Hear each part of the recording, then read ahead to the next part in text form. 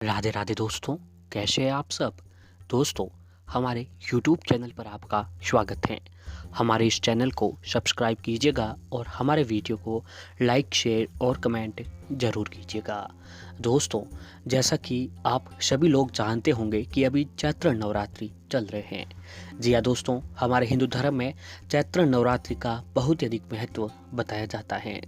हमारे हिंदू धर्म में जो है नवरात्रि को एक त्योहार के रूप में मनाया जाता है। नवरात्रि के इन 9 दिनों देवी दुर्गा की और उनकी सभी जो हैं रूपों की पूजा आराधना की जाती है। दोस्तों, जो भी जातक पूर्ण श्रद्धा के साथ नवरात्रि के इन दिनों में माता रानी और उनके सभी रूपों की पूजा आराधना करता है, उन जातकों की माता रानी सारी परेशानियां जो है ख़त्म कर देती हैं। जी हाँ दोस्तों, चैत्र नवरात्रि में कहा जाता है कि अगर आप के घर में कोई परेशानी है या फिर नकारात्मकता बहुत ही अधिक है या फिर आपके बने बनाए काम बिगड़ जाते हैं, व्यापार में वृद्धि नहीं होती है, तो दोस्तों आप लोगों को जो है इन नवरात्रि के दिनों में देवी दुर्गा की उपासना अवश्य ही करनी चाहिए। देवी दुर्गा की उपासना से दोस्तों जो है ये हमारे जीवन की जो भी सारी परेशानियां चली आ रही होती हैं, वह माता रानी बहुत ही जल्द ख़त्म कर देती हैं। दोस्तों, इस बार के जो चैत्र नवरात्रि हैं 13 अप्रैल से शुरू होकर नवरात्रि का पावन पर्व का आगाज हो गया था। 21 अप्रैल 2021 तक नवरात्रि का पावन पर्व मनाया जाएगा। यानी दोस्तों 21 अप्रैल को नवरात्रि का अंतिम दिन है। नवरात्रि में दोस्तों अष्टमी और नवमी तिथि का बहुत ही अधिक महत्व बताया जाता है। नवमी तिथि के दिन रामनवमी का महापर्व मनाया जाता है और धार्मिक मान्यताओं के अनुसार चैत्र शुक्ल पक्ष की नवमी तिथि भरी भगवान श्री राम ने कौशल्या की कोख से जन्म लिया था। और अष्टमी और नवमी तिथि पर कन्या पूजन में भी किया जाता है।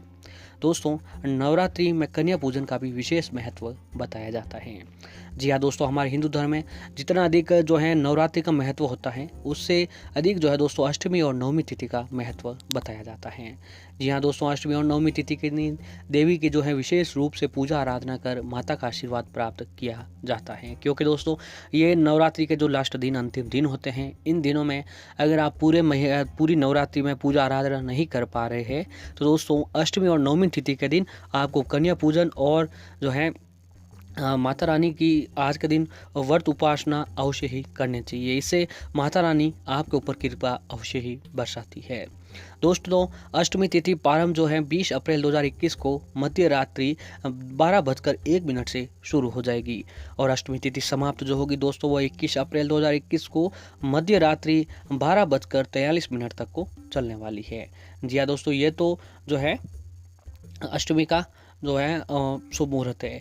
और अब आइए जानते हैं दोस्तों कि अष्टमी के दिन आपको क्या करना चाहिए।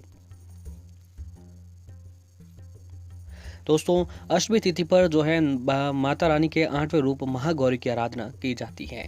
जी हाँ दोस्तों, महागौरी को माँ दुर्गा का 8वां स्वरूप माना जाता है।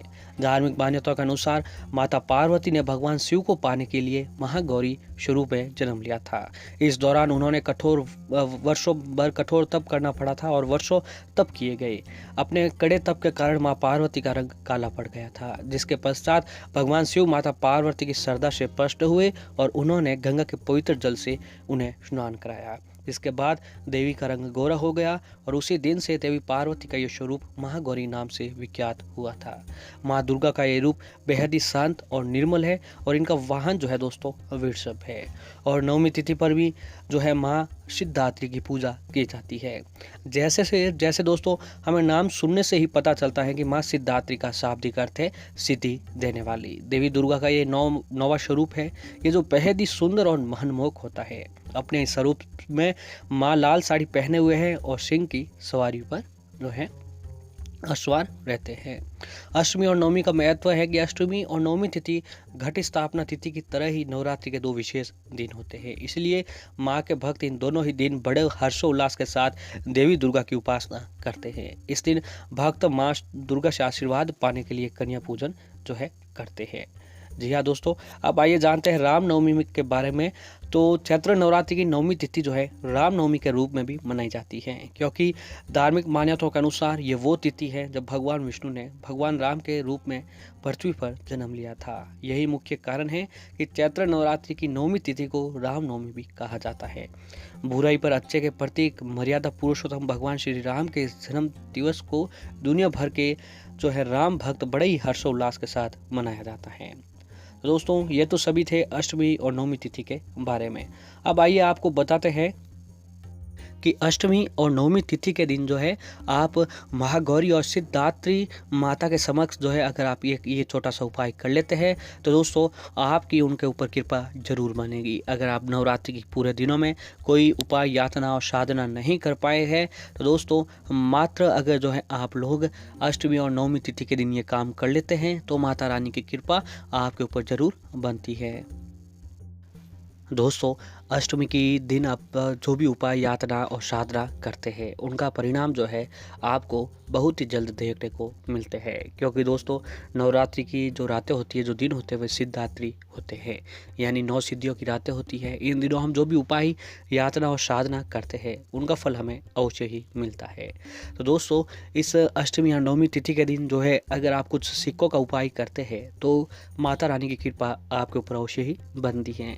तो दोस्तों इसमें जो है आप लोग एक रुपये का सिक्का या फिर 5 रुपये के सिक्के या फिर 10 रुपये के सिक्के के आप ये उपाय करते हैं तो माता रानी की कृपा आपके ऊपर अवश्य बनती है। तो आइए दोस्तों जानते हैं उस उपाय के बारे में। तो इस उपाय के तहत आपको जो है सिक्के का ही इस्तेमाल करना है। इसमें किसी भी प्रकार का जो है नोट का चलन नहीं करना है, मात्र आपको सिक्के से उपाय करना है। तो दोस्तों इस उपाय के तहत आप जब भी ये उपाय करते हैं उस दिन आपको व्रत अवश्य ही रखना चाहिए। और दोस्तों व्रत रखने के बाद आप सुबह जल्दी उठकर नहा धोकर तैयार हो जाइए। फिर जो आपके घर के मंदिर में आपको एक काम करना चाहिए कि सुबह उठ अष्टमी के दिन महागौरी का स्मरण करें और स्नान नहा धोकर आपको अपने घर के मंदिर में अगर आपके महागौरी या देवी दुर्गा या फिर माता लक्ष्मी जी की मूर्ति या तस्वीर अवश्य ही होना चाहिए। और फिर दोस्तों तस्वीर को गंगा जल से स्नान कराएं और जो है जो आपने वो सिक्का लिया था उस सिक्के को जो आपकी पूजा घर की थाली है उस थाली के अंदर रख देना है। फिर दोस्तों आपको माता लक्ष्मी या फिर माँ दुर्गा जो भी आपके सामने तस्वीर हो उनके सामने एक देसी घी का दीपक जलाएं, सुगंधित धूप बत्ती चलाएं और माँ को खीर दूध और दूध से बनी मिठाइयों का भोग लगाएं। ऋतु फल अवश्य भोग लगाएं, इससे माँ का आशीर्वाद आपके ऊपर अवश्य ही बनता है। और फिर दोस्तों माता लक्ष्मी या माँ दुर्गा के समक्ष ओम श्रीम श्रीये नमः, ओम श्रीम श्रीये नमः इस मंत्र का जाप जो है आपको अवश्य ही करना चाहिए। इस मंत्र का जाप के बाद दोस्तों 21 बार इस मंत्र का जाप करें और फिर एक लाल रंग का कपड़ा लेकर उसमें जो भी आपने सिक्का लिया है उस सिक्के को उस पोटली में डालकर एक पोटली बना दीजिए। लाल रंग के कपड़े में डालकर एक पोटली बना दीजिए। फिर अपने दाहिने हाथ पर रखकर आपकी जो भी इच्छा है या परेशानी है उस पोटली को बोल देनी है। बोलने के बाद दोस्तों उस पोटली को वापस जो दीपक से 7 बार उतार कर आप माता रानी के आगे रख दें। फिर माता महागौरी के महामंत्र ओम महागौरी नमः, ओम महागौरी नमः इस मंत्र का जाप करें।